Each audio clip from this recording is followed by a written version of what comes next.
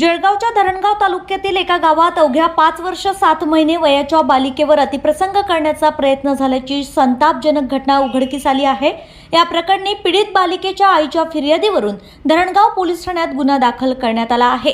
संशयित आरोपी दीपक लोहार याच्या विरुद्ध पोक्सो तसेच अनुसूचित जाती जमाती अत्याचार प्रतिबंधक कायद्यान्वये गुन्हा दाखल करण्यात आला असून त्याला अटक करण्यात आली आहे। शेजाऱ्याच्या घरात नेऊन 5 वर्षीय बालिकेवर अतिप्रसंगाच्या प्रयत्नात असलेल्या आरोपीला रंगेहात पकडल्याचा दावा पीडित कुटुंबाने केलाय।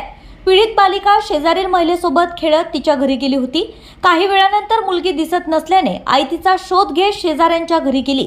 त्यावेळी घरातून मुलीच्या रडण्याचा आवाज आल्याने आईने आत धाव घेतली। तेव्हा संशयित आरोपी बालिकेवर अतिप्रसंग करण्याचा प्रयत्न करत असल्याचं तिच्या निदर्शनास आलं। यानंतर आईने तत्काळ मुलीची सुटका करत आरडाओरड केली। ग्रामस्थांनी घटनेची माहिती पोलीस पाटील आणि सरपंचांना दिल्यानंतर धरणगाव पोलिसांनी तातडीने घटनास्थळी धाव घेत संशयित आरोपीला ताब्यात घेतले।